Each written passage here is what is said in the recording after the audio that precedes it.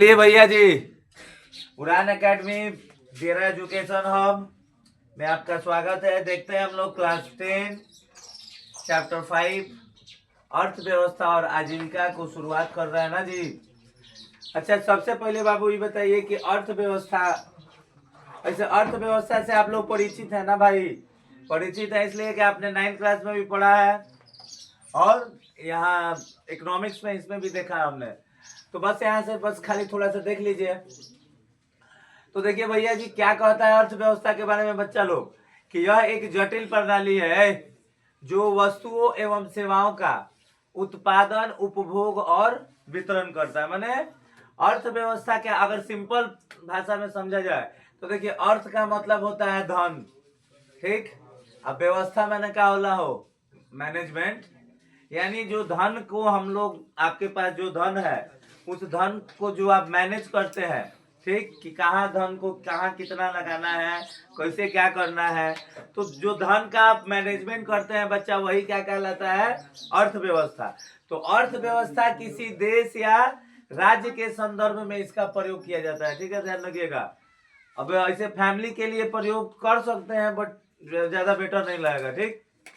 अर्थव्यवस्था क्या होगा, तो ये किसी देश चाहे राज्य के लिए ज्यादा बेटर है, ठीक। तो किसी देश या राज्य में जो धन का अरेंजमेंट किया जाता है, व्यवस्था किया जाता है, जो भी उसके पास धन है उसको जो भी व्यवस्था किया जाएगा भैया, वही क्या कहलाएगा जी, अर्थव्यवस्था। और व्यवस्था करने का मतलब क्या है कि देखिए, उस पैसा से आप कोनो फैक्ट्री लगा सकते हैं तो उत्पादन होगा ना। फिर क्या होगा, जो आप उत्पाद बनाइएगा उसका लोग अगर खरीद के क्या करेगा, उपभोग करेगा। फिर क्या हो सकता है, वितरण होता है। यानी अर्थव्यवस्था के अंतर्गत देखिए 3 गो मुख्य कार्य होता है बच्चा, कौन कौन, तो एक होता है उत्पादन, दूसरा आपका होगा उपभोग, और तीसरा हो जाएगा वितरण, ठीक। तो और एक लास्ट लाइन देखिए, कहता है कि यह आय अर्जित करने एवं खर्च करने का भी एक तरीका है। यानी अर्थव्यवस्था के अंतर्गत हम लोग क्या होता है, आय अर्जित करते हैं और फिर उसी आय को क्या करते हैं, अपने जरूरत के हिसाब से क्या करते हैं, खर्च करते हैं ना।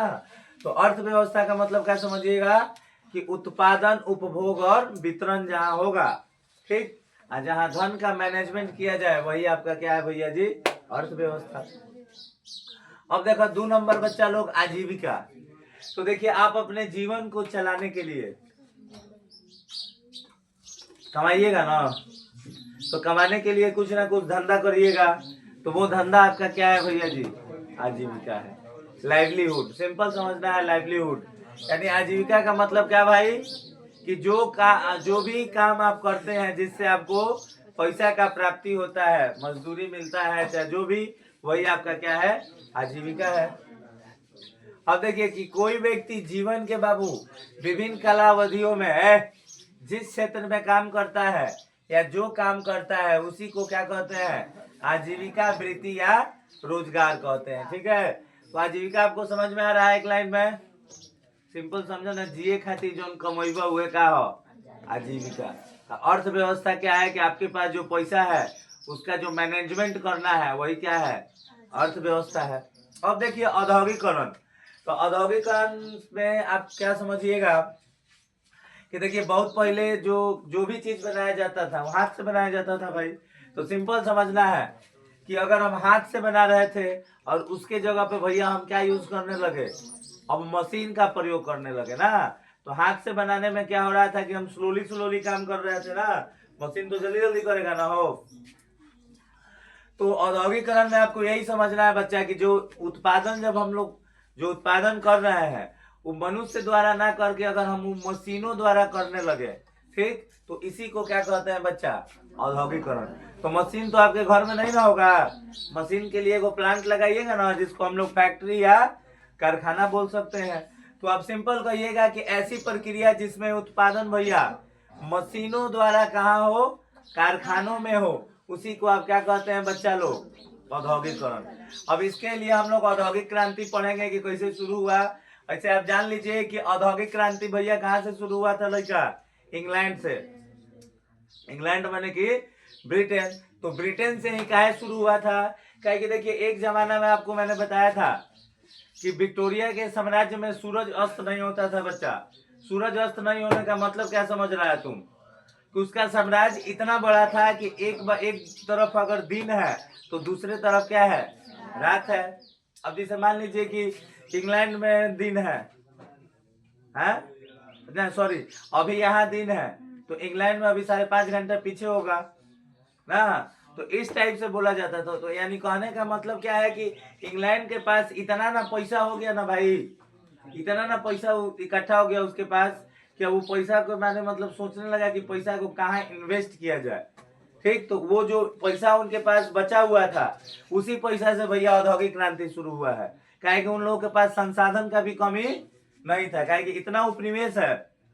और फायदा क्या था इन लोगों को, इंग्लैंड वालों को, कि देखिए जो उपनिवेश था उनका, उससे उसको कच्चा माल भी मिल जाता था और वो अपने यहाँ क्या करता था कि उसी चीजवा को अपने यहाँ बना के और फिर आप ही को बेच देगा। मैंने सपोज दैट जैसे कपड़ा बनाना है तो कपास भारत से जाएगा और इंग्लैंड में खाली बनाएगा, मैंने वहां के फैक्ट्री में अब बना के फिर वही कपड़ा भैया तारे को बेच देगा, मैंने तुम ही को बेच देगा। तो सोचिए तो इसमें किसको फायदा, कितना फायदा कमा रहा है। एगो तो फ्री में हमारा मैंने जो वे कच्चा माल है वो लेके चला गया और उस चीज को अपने पास बना के और फिर आपको ज्यादा दामों पे बेच रहा है, तो फायदा नहीं होगा उसको। तो औद्योगिकरण में भैया जी क्या समझिएगा कि उत्पादन जब हाथ से ना होके कैसे होने लगा, मशीन द्वारा होने लगा, तो उसको हम क्या कहते थे, औद्योगिकरण। औद्योगिकरण के कारण क्या हुआ हो, तो देखा पहला कहता बच्चा आवश्यकता आविष्कार की जननी। अच्छा तो ये बात है ना, जब तक आपको आवश्यकता नहीं होगा तब तक आप किसी चीज के फेरा में रहिएगा हो, नहीं रहिएगा। काहे कि जब आपको जरूरत होता है तभी आप फेरा में रहते हैं। तो देखिए जब तक हम लोग को जरूरत नहीं था हवाई जहाज का तो हमने हवाई जहाज का आविष्कार नहीं किया। जब हमको जरूरत पड़ गया तो जो भी लोग थे वो फेरा में रहे उसके तो बन गया। हाँ, जो भी आप इलेक्ट्रॉनिक डिवाइस आजकल का देख रहे हैं, तो ये सब जितना भी डिवाइसेस है वो किस पे आधारित है बच्चा, तो आवश्यकता पर आधारित है। काहे कि लोगों को आवश्यकता होगा तबे तो वो सामान बिकेगा ना। अब देख लीजिए 2 नंबर, नए नए मशीनों का आविष्कार है भैया जी।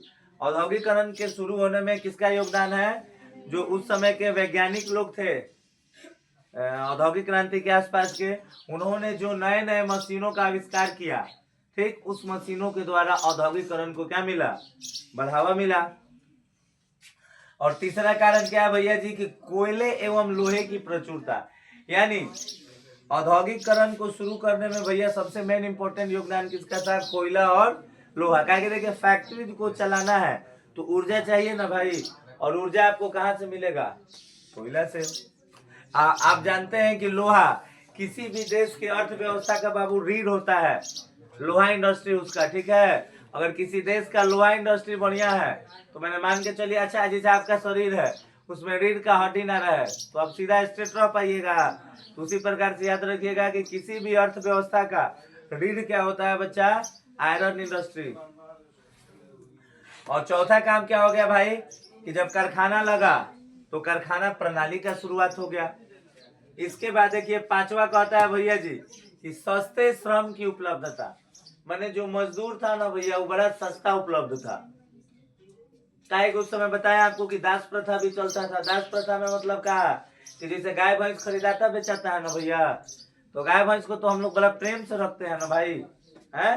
तो दास प्रथा में क्या था कि दासों का खरीद बिक्री किया जाता था। जैसे मान लीजिए आप हैं, आपको बाजार में खड़ा किया गया, गाय भैंस के मेला में गया है कहियो, है, तो देखो सब लोग देखते रहता है, वैसे ही तरह के खड़ा कर रही बीड़ी में इसे लगा के, हाँ, आपको आके जो पसंद करने वाला होगा पसंद करेगा, पसंद करके आपको गला में वो बांध के ले जाएगा। आप उसके यहाँ रहिएगा, काम करिएगा, जो भी काम करना होगा, फिर आपको सिक्कर से बांध देगा। बहुत कष्ट रहे भैया जीवन में। ये इंडिया में नहीं था, ध्यान रखिएगा। ये वेस्टर्न कल्चर का प्रभाव है। वो लोग बोलता है हम लोग को, लेकिन हमारे यहाँ ऐसा नहीं था कभी।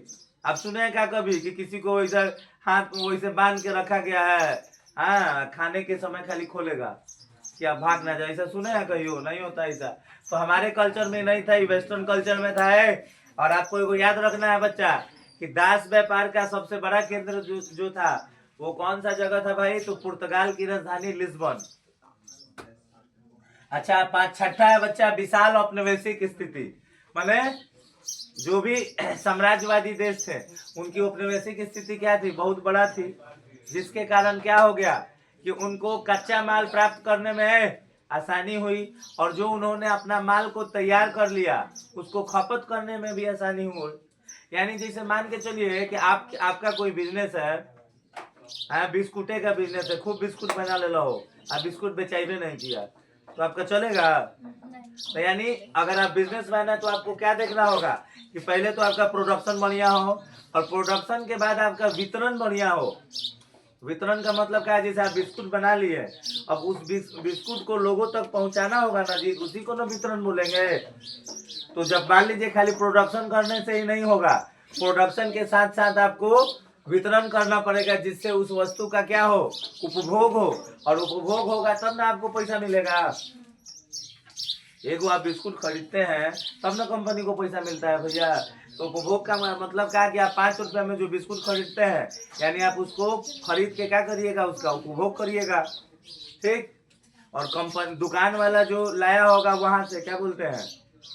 कंपनी से, ठीक। तो वो क्या कहलाएगा? वितरण। कंपनी जब बिस्कुट को बनाया होगा भैया उसको क्या बोलेंगे?